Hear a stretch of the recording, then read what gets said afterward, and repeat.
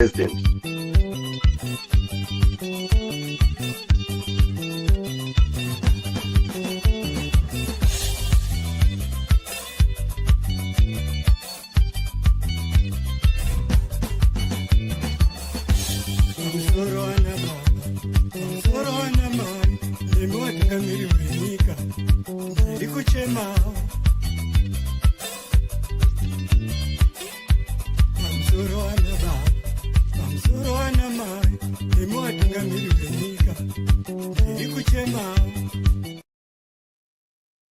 Water in Chitungwiza is now a bereavement privilege, something that is supposed to be a basic right. We recently heard that the Chitungwiza authorities are now giving it out as a bereavement privilege.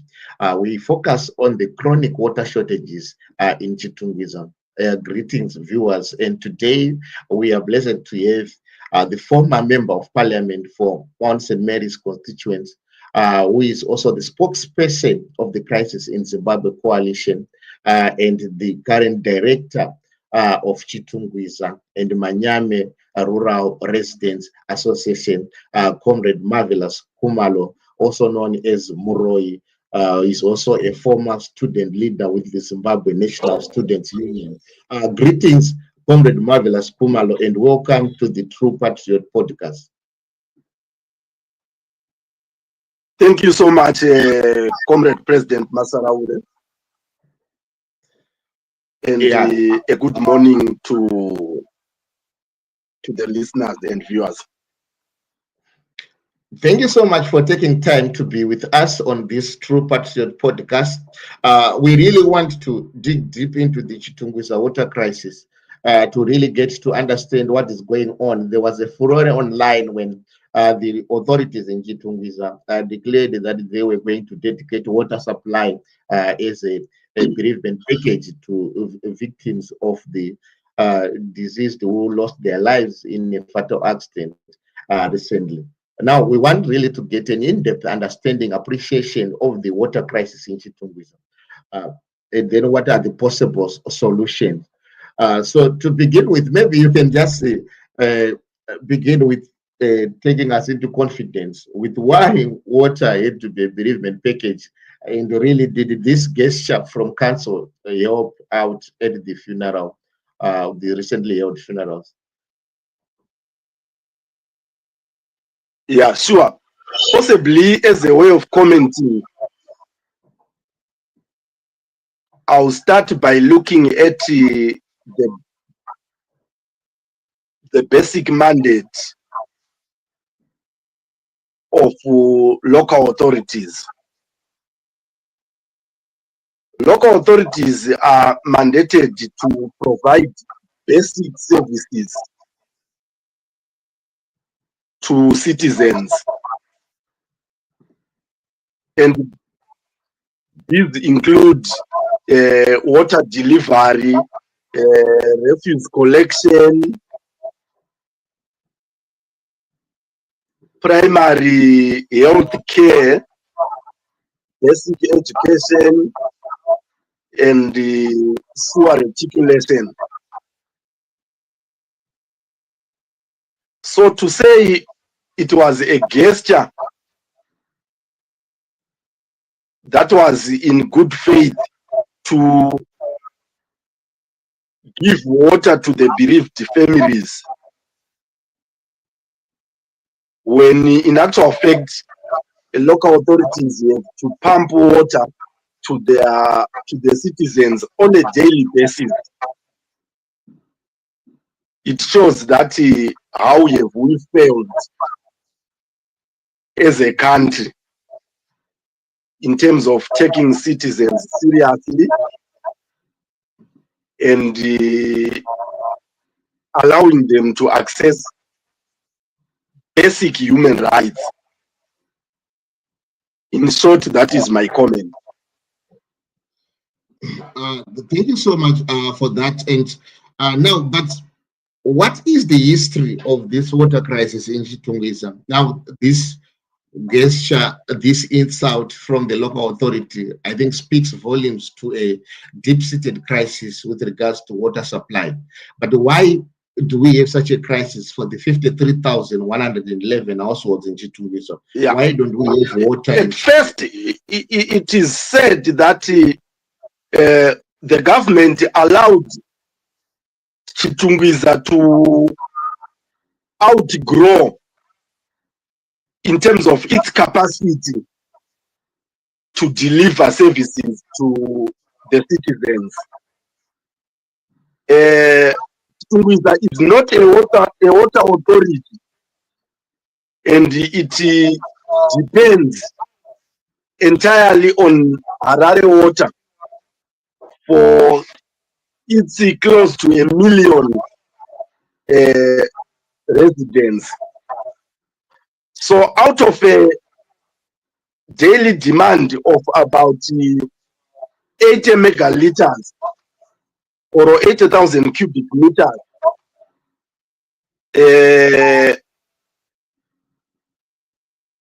Chitungwiza fails then to sustain the demands by its citizens, because we are not a water authority, and we are forced to rely heavily on the city of Harare, which on its own cannot sustain its own demand in the 45 wards that are there in Harare. So that's the challenge that we have. That's the history of the water challenges in Chitungwiza. But there is also an issue that Chitungwiza City Council also owes Harare. Do you have the fact that the Chitungwiza, beyond also failing to deliver water to Chitungwiza because of aging infrastructure, among other things, it is also said that Chitungwiza owes Harare. Do we have numbers to that effect, or is it true that Chitungwiza owes Harare City Council with regards to the water? Yes, it's a fact. Chitungwiza owes city of Harare, but in terms of how much is owed, that is not clear. We had lobbied that we actually need to undertake an audit, because what Harare claims to pump to Chitungwiza and what is lost during the pumping system within the infrastructure and what can be accounted for. We have faced situations where we have failed to have the figures tallying, because what city of Harare claims to have pumped to Chitungwiza and what is received in Chitungwiza, there is a serious discrepancy there. Thank you so much for that. I think that is very helpful. But there now the government, the central government, is saying they are going to be rolling out water meters to every town in Zimbabwe. Does this intervention resolve the water crisis? Looking at Chitungwiza, let us say each household now has a prepaid water meter. How does that really help with the water crisis that we are discussing? It's unfortunate that the central government, in most instances, they want to overlap their influence and even end up taking the mandate of local authorities and making it the mandate of central government. This move of installing prepaid water meters is ill-informed. I'm sorry to say this. What is lacking here is the availability of clean water, clean and potable water. So I don't see how or where installing a prepaid water meter will address the issue of availability of water. So we have always argued that installing prepaid water meters will not be a panacea to address non-availability of water. So what we have said is we need to make sure that we increase water availability. Then when we now have water available in our taps, we can then start discussing about installation of prepaid water meters to address issues of non-payment for the received water. So in terms of what central government is doing, it is starting to address a problem of non-payment and ignoring the problem of non-availability of water. Yeah, that's so sad, because at the end of the day, there is no water coming out of the taps, and which is the most important fundamental things. And the money that is being used to buy those prepaid water meter, one would argue that it can also be used to repair some of the infrastructure which is now aging. But we've also heard of the presidential bore scheme, which was launched at some time. I understand the president of the republic was in Chitungwiza opening bores. How far did that go to address the water crisis, the bore scheme? It's said also that while some countries are forging ahead in terms of development and even catching up in terms of ICT and other developmental aspects, as a country, we seem to be actually going backwards or regressing. Zimbabwe is one of the few countries that has managed to ruralize their urban areas. When we grew up, we used to see boreholes in the rural areas. It's only now under this ZANU-PF government where we have managed to see the proliferation of bush pumped boreholes emerging in urban areas. So really, I'm not so sure if we can say we are developing as a country. Are we going forward or we are going backwards in terms of development? So to me, what we need in urban areas is safe and potable drinking water. So the moment we start discussing of boreholes, whether these are by DDF or they are presidential or prime ministerial, the issue remains the same. We need potable water in urban areas. We don't need boreholes in 2025 in our town in Zimbabwe. That reflects badly,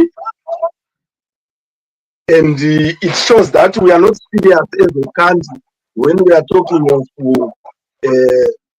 development and even meeting the SDGs.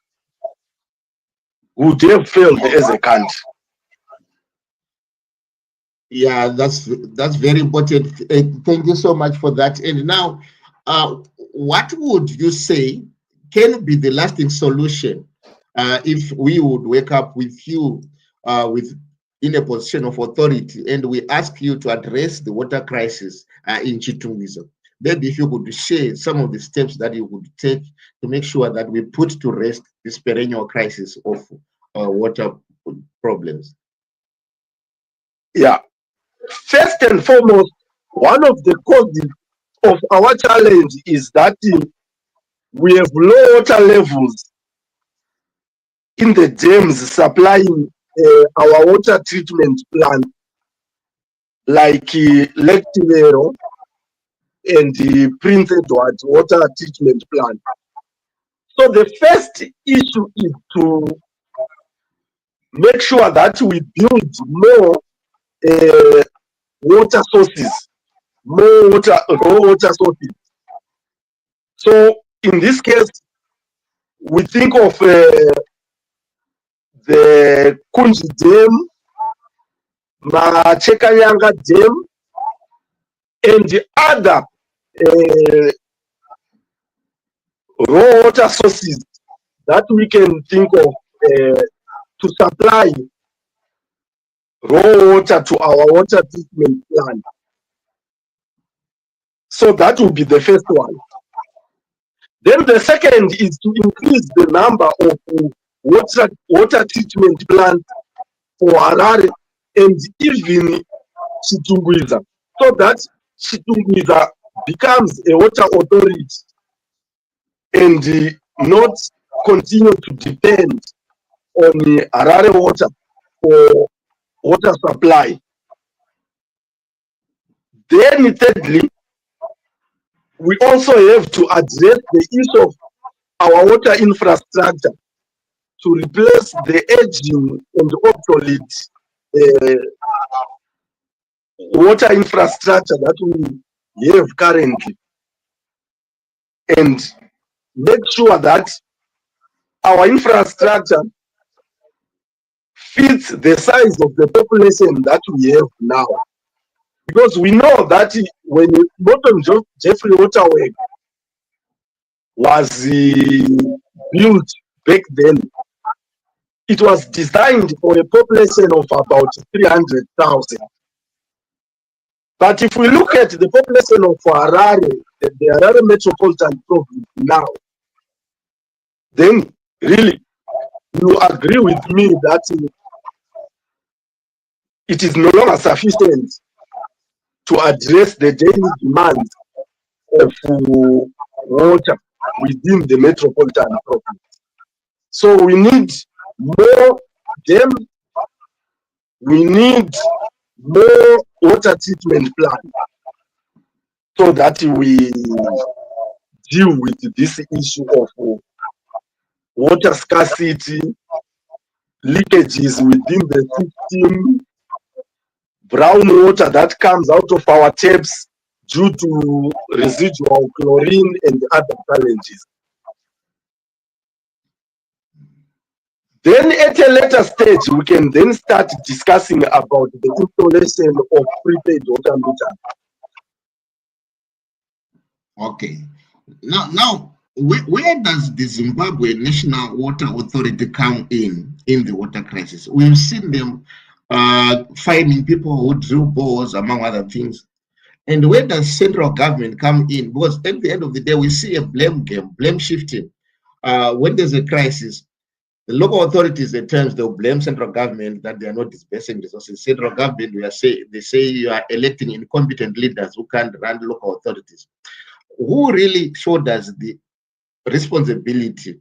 Who is to blame, if we had to put it like that? Zimwa central government, we have local authority. Who should do what?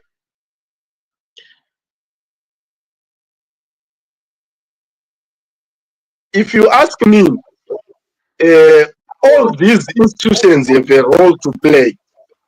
Central government has a role to play in terms of planning and in terms of budgeting for the building of raw water sources, the building of dams. We have had plans that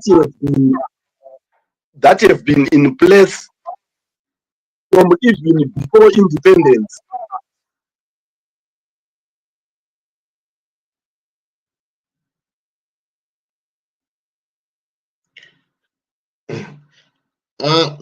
So if you ask me, the issue of the Kunji Dam has been in our plans from before independence. But the central government has not done enough in terms of providing the necessary funds to construct these dams to create more sources for raw water. Local authorities on their own as well, they failed again in terms of planning and providing necessary skills and budget as well in terms of, say for instance, construction of water treatment plant and repairing or maintenance of the existing water infrastructure in terms of piping, in terms of the capacity to treat more water and so forth. We realize that most of the efforts that have been done have been in vain, because some of the funds that were released by well-wishers, if you think of the China Afro-Exim loan, the 144 million, which was looted by officials, the state of Harare, and officials from central government. These initiatives could have gone a long way in terms of addressing the challenges that we continue to face. But some other people saw it fit to divert these resources, and they ended up buying themselves SUVs and other luxury vehicles instead of increasing the capacity of treatment at Morton Jeffrey Waterworks. That's a sad story. Do we have any people who were prosecuted for these cases of abusing funds? I know these loan facilities, it is the ratepayer who is end up going to pay more to repay these loans. But if these loans are abused, I think someone has to be held accountable. Do we have anyone who was prosecuted? Do we have anyone who was held accountable for this misuse of funds? You know, in Zimbabwe, the fish, it is said that it rots from the head. So everyone from the top seems to be enjoying something which has been obtained through unorthodox means. The level of looting in Zimbabwe is actually so high, and for me, it seems this looting is government sponsored. It is actually sanctioned by government. So no one was prosecuted, no one was held responsible, and the looting continues. It's actually a looter, as in looting. The looting continues. The looting continues unabated. Yeah, that's a sad reality. And now we are in a country where we are seeing the rise of what is so-called the local business community, what others have called the Shikananda. Is it not possible, maybe for Chitungwiza, to partner with one of these people who are throwing money around, buying cars, engage in a build, operate, transfer agreement, they build water infrastructure, that Shikananda also gets money, some form of public-private partnership? Is it possible? Can it be pursued by the local authority? What are the challenges if we want to try something like that? Was obviously the money will be paid back since the ratepayers will pay. Yeah, we don't have a problem with entering into smart partnerships through triple Ps or other joint ventures that are smart. But I'm afraid if we are to go the route of these fly-by-night business people, the so-called Shiganandas, because these Shiganandas, they are there primarily for profit. Their concern is not around giving or access to service delivery. They are after profiteering. So that is the other reason why we are against the installation of prepaid water meters, which already, without going to tender, has been awarded to Helcro Private Limited, which is owned by Farai Jere, who is a ZANU-PF member of parliament and one of these fly-by-nights so-called business people. Yet we know that they are not. These are not business people.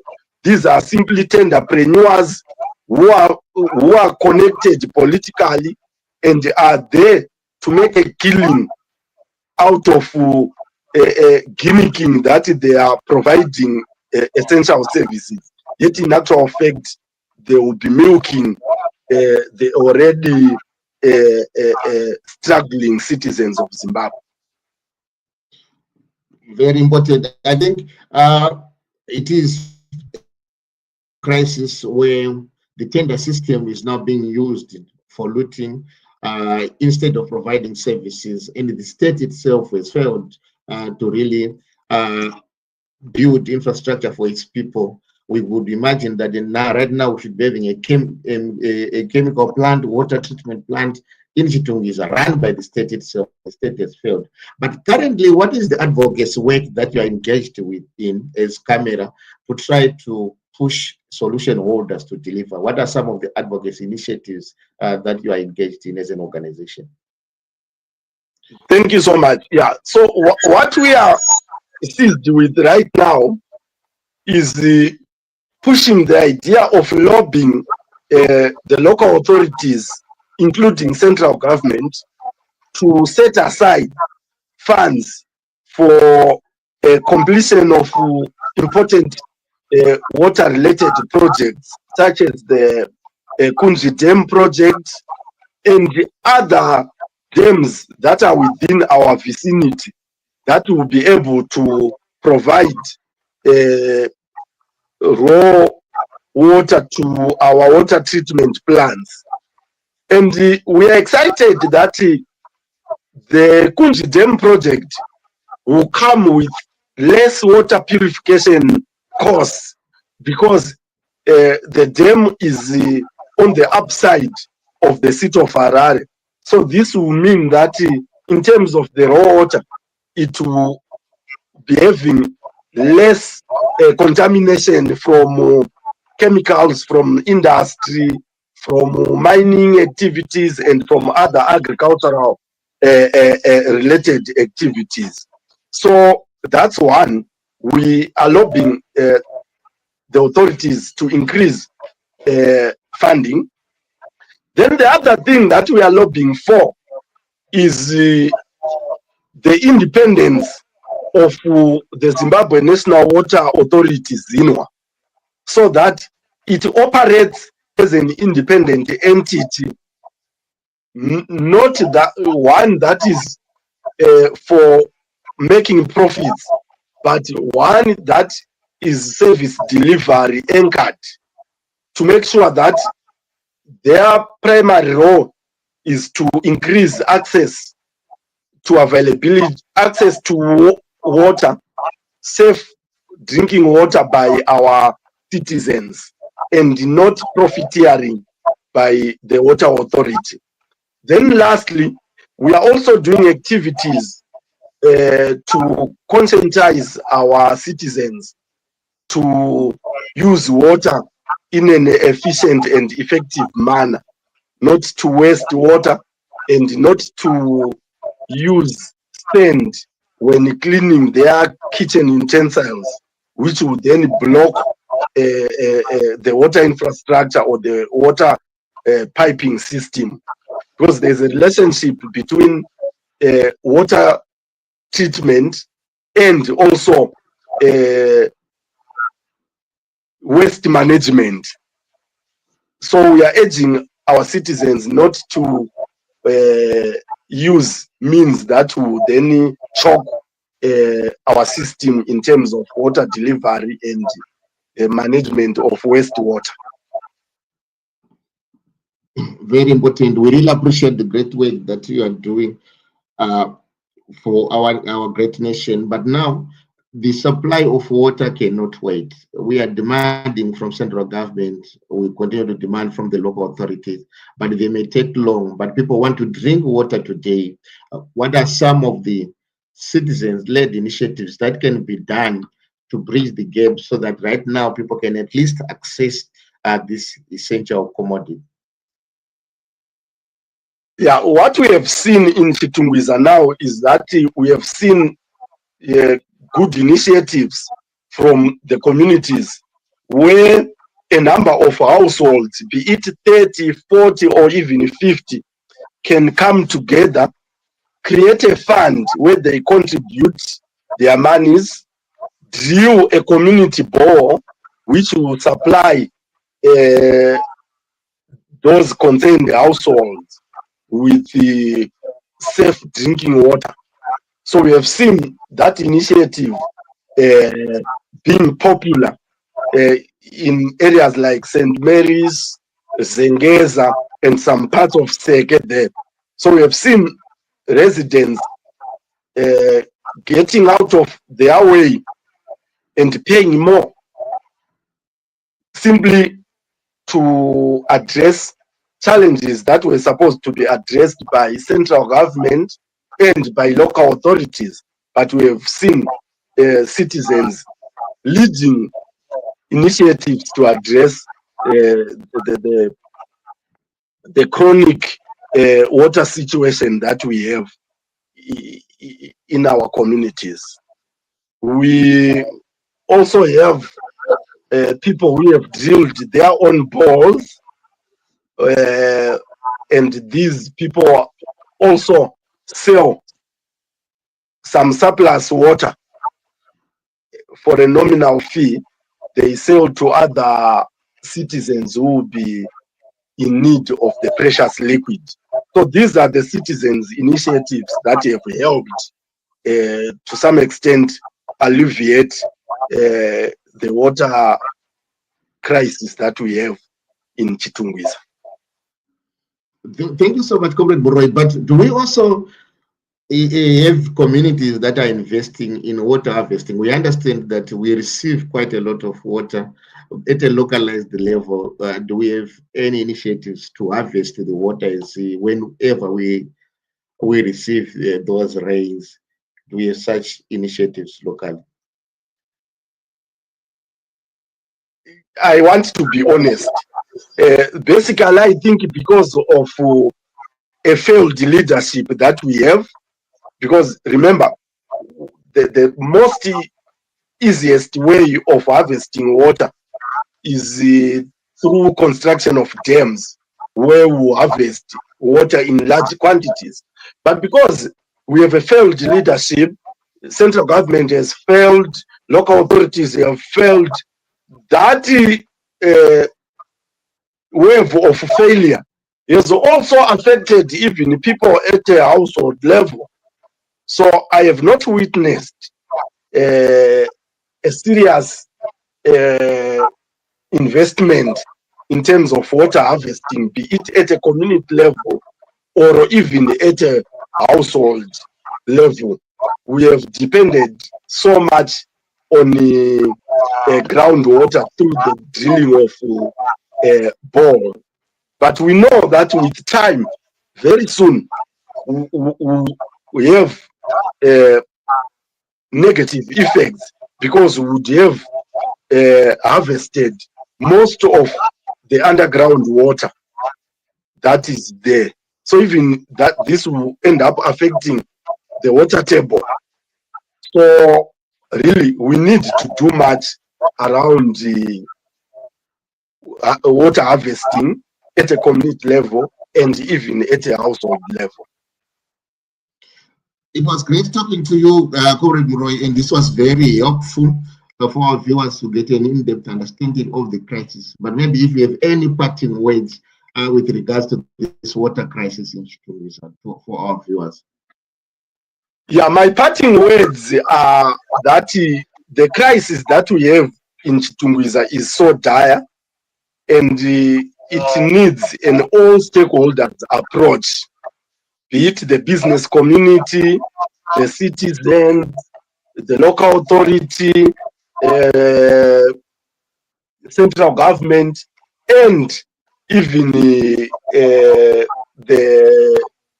donor partners to also come in and make sure that we will not fall into the perennial problem of experiencing waterborne diseases on the onset of the rainy season, triggered by these acute water shortages in the community. So we hope that everyone is going to play a part. We are all going to work towards making sure that we address this problem, and that central government will address this issue once and for all, rather than waiting for it to be experienced year in, year out. Thank you so much, Comrade Masaraure. Before I let you go, have you ever tried to convene a Chitungwiza Water Stakeholders Conference to bring all these players you have mentioned on one table and say, let's agree on the short-term solutions and long-term solutions? Have that ever been done? Yes, just recently, beginning of this year, we held a similar workshop where we brought a number of stakeholders together. It was led by the local authority. But unfortunately now, it seems the confidence from the stakeholders, they've since lost confidence in central government and also in our local authorities. So no one would actually want to pump his money where the confidence of the investor confidence is very low. So no one would want to work with the local authorities or central government, because in most instances, we have seen investments failing. We have seen a lot of money being looted. So when the confidence from investors is very low, you know what really happens. People are skeptical. They wouldn't want to invest their monies because they would not be sure whether they will recoup those monies. And this is the reason why most investors are coming with a condition that, firstly, local authorities or central government must install prepaid water meters as a way of making sure that they will recoup their investments from such projects and not have their investments collapsing in vain or through the drain. So this is the issue. We are now in an egg and the chicken situation to say which starts first. That's the situation that we have now, because investors are afraid that they might end up failing to recover their investments. Thank you so much, dear viewers. It's now an issue of confidence given the long history of looting of public funds by the local authority and the central government itself. No one is prepared to invest, but we maintain that the provision of water is a basic service. It's a right. Everyone has a right to water, whether you have money or not. It should never be sold as a commodity on the market. And we really appreciate Comrade Moroyi for really explaining to us what was the current situation and what can be done to resolve the crisis, so that the 53,111 households in Chitungwiza can receive water, which Comrade Moroyi estimates to be at least 80 megaliters per day. And currently, Chitungwiza is only receiving around 15 megaliters from Harare, and the loss of the water is lost along the pumping line. And Harare claims to have pumped water to Chitungwiza, water that never reaches Chitungwiza.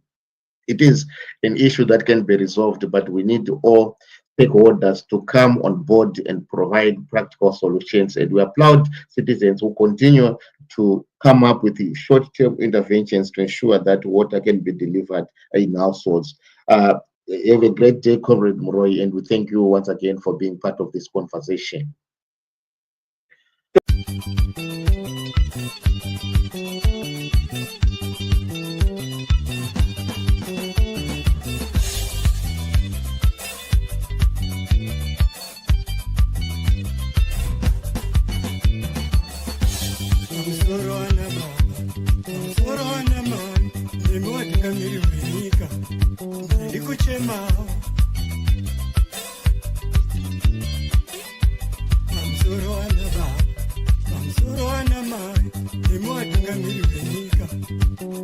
Chema